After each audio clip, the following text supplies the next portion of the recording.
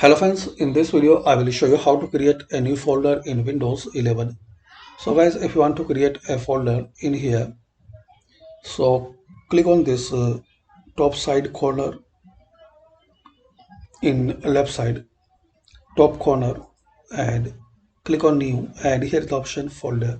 Open it. Now give your name which you like.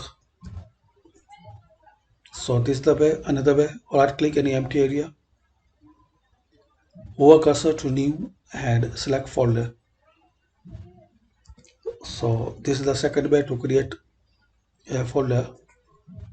So this way guys, you can create a new folder in Windows 11.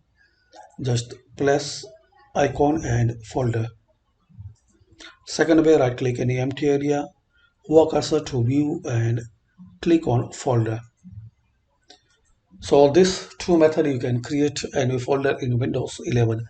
Thanks for watching guys. Please comment this video useful for you or not.